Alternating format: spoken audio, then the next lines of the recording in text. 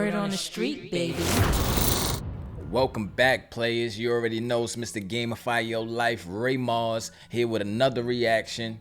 Make sure you hit that like, subscribe, because that lets me know this content is real and something you can feel. And if you're trying to gamify your life and level up physically, mentally, and financially, make sure you check out my other page. Go subscribe, tune into the content, and let's level up together. Let's get into it. Should I keep it real? You want me to keep it real with you? That what you want? Yeah. Keep it a buck. Yeah, I do. Yeah, I do. I think Round is a menace. You know what I'm saying? But I don't think it's two types of menaces though. You got the niggas that talk about it, and then you got the people that talk about it and be about it. I just, looks are deceiving, brother. You dig? So I don't know if Diddy is about what he say about, but I seen things, so I'm gonna say it's kind of like 50-50. But right now he on trial right now. So me speaking on that make him look bad, and that's what makes me feel like a duck. You hear me? But the real truth of it is, like my Paul say, he say, how could you sit up here and do the interviews, Chop, and feel like I feel like you taking up for a nigga that fucked over you? And I was like, I don't feel like I don't feel like I'm taking up for him, I just feel like at the end of the day, it's player of me to not bash a man 100%. But I will say this here. Do I feel... Is it just me or this sound like a bunch of contradicting shit? Let's get into it. Feel like he's capable of the things that they said he did? Not 100%, but most of that shit. Most of that shit. Yeah, fucking right. Yeah, I do feel that way. You did. Look, if you could sit up here and I'm not gonna bash you while you down, but I'm gonna bash you while you down. And do what you did to all your artists. Can you imagine what the world haven't seen of things you done? Come on, it ain't rocket science. Yeah, fucking right. It ain't rocket science, bruh. If you're capable of fucking these people's lives up, imagine what you've been doing. So I believe that. And the crazy part about it, one time I seen Cassie in Vegas. This is all facts too. I seen that Floyd Mayweather club, and I don't know, I just came up in there randomly. I came up in there I was living in Vegas, so I seen that she was so happy to see me. She was like, Chop, because you gotta understand, man, Cassie, she like a year or two older than me, but we come from the same era of being around each other, you dig? So I seen Cassie before Diddy was, that was Diddy Lady, that was actually Ryan Leslie girl. And Ryan Leslie is the one that did I See You Little Daddy for me, featuring Lil Wayne and everything. We shot the video and all, but Ryan Leslie produced that for me. So I seen Cassie with Ryan Leslie. Diddy used his power structure, took Cassie from Ryan Leslie. Literally. Yeah, but anyway, I seen her in Vegas. This before, years after, years before that situation happened. Probably a couple years, probably like 2. But I seen her in there with an old man, you dig? And she was so happy to see me. She had buku bottles at the table. It was just her and the old man. And she was like, Chopper! And I'm like, oh, because it's like we went to school together practically. The Diddy camp, did it, bad boy college. She was so happy to see me, and we took shots together, and she told me, I swear she told me, she said, I never did nothing wrong to him. She said, I did everything right. I was just trying to pursue my career. You know that, huh, Chop? And I looked at it kind of awkwardly at first. It's because I was a little lost on why she even telling me this in a club full of women and we enjoying ourselves. But she said that to me. She said, I'd never done nothing wrong. I just tried to pursue my career. And a couple years later, she sued him.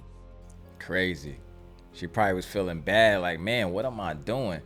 Because the thing about abusers, like, they can guilt trip you. Like, they have you thinking you doing something wrong, and you sitting there questioning yourself, like, damn, am I messing up my position? Am I messing up my career? Is it me?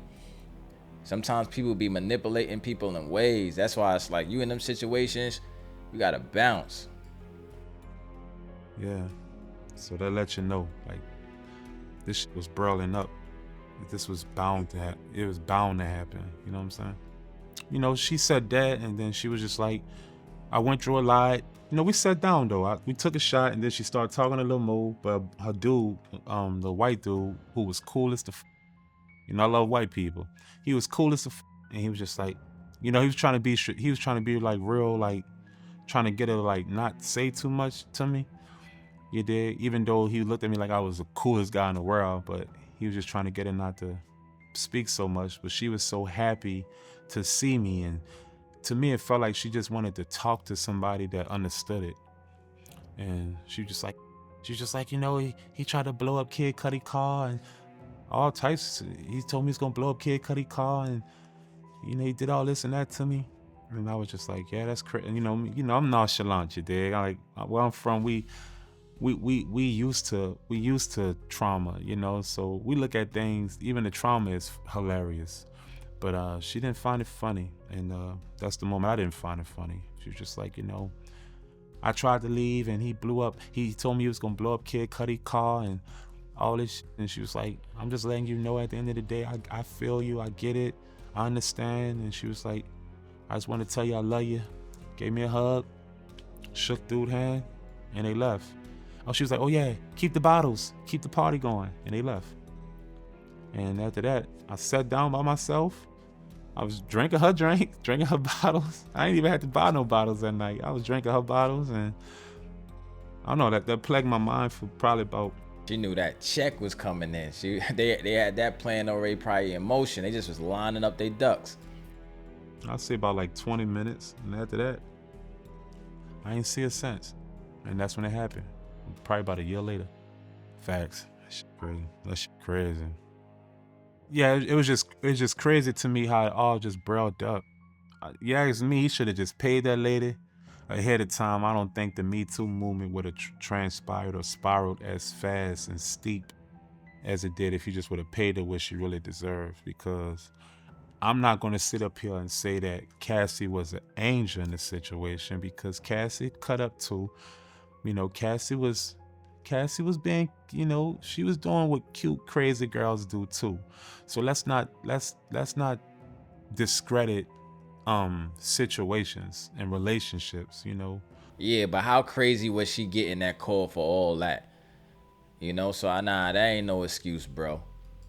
You can't make it seem like somebody's just a villain walking around just, you know, batting people and beating people up. I don't think it went like that, you know, from what I've witnessed.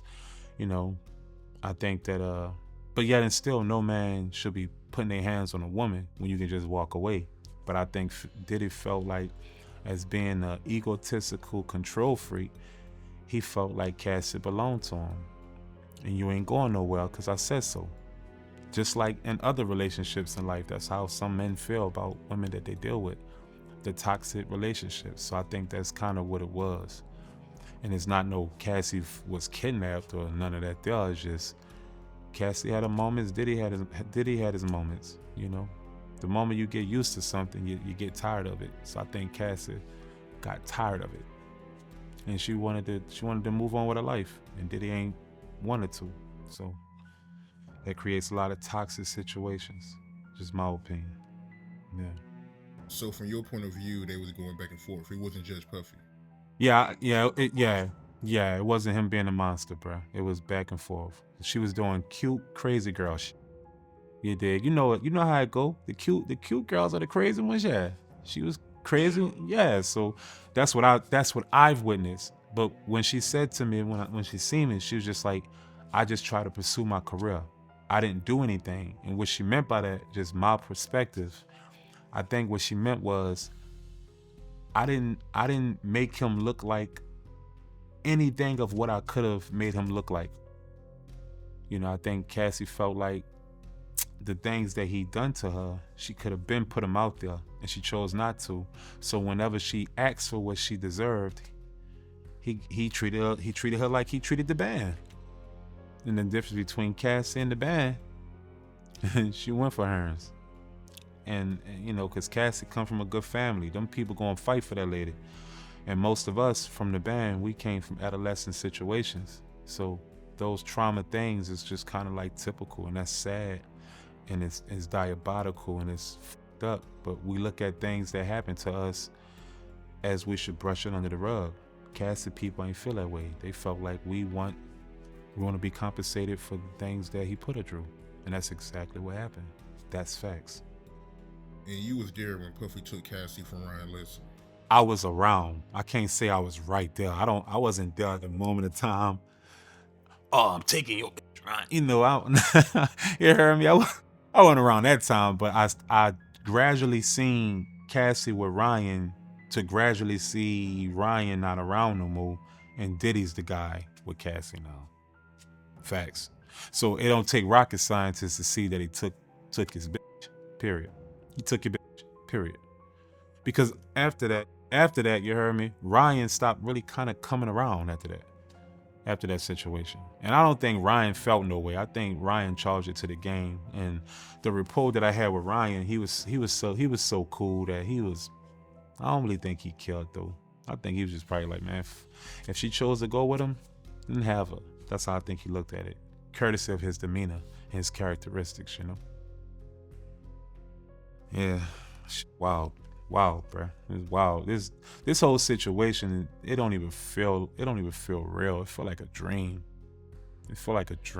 And the Me Too people, everybody that's suing them now, like, damn, that's just crazy. The suing situation, I don't think that everyone is keeping the G of why they're suing Diddy. I think they're just milking him, and if Diddy bite, that's just easy money. And that's another thing about the situation. He's in a money pit, you know, for him, and it puts his back against the wall, you know. It makes him have no other choice but to fucking try to resolve this as much as possible. But what Diddy don't understand, it's already out there, baby.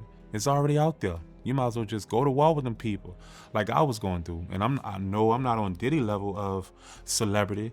I'm pretty popular though, but I'm not on Diddy level of celebrity, you know. But them people already smashed you, bruh. You might as well just wait it out, thug it out, get it together, and go to war with them. If you ain't do it, you know, you're gonna reign supreme at the end, you know, because it's their job to chump up buku charges on you, you know, and then see what they can prove, and that's their job. So you're not in jail right now because you are found guilty or anything. You in there of accusations and trumped up charges. Yeah, he got a lot to overcome, man. And it's crazy seeing Cassie with a trainer now. And I heard that, you know, the trainer she with Diddy, he's the one that hired him. But that lets you know women though. Not all, but that lets you know the vulnerability of women, you know. Some women are a little different, because how can you go from this this billionaire to being vulnerable to a trainer? Well, I guess the word is vulnerability, isn't it? At the end of the day, money stops being important when you get around it enough. And that's the thing, you know. Or they knew that bag was coming, you know, like, hey, we ain't gonna be broke together. We about to get this bag, you know what I'm saying? We're gonna sue his ass, and then we gonna be good.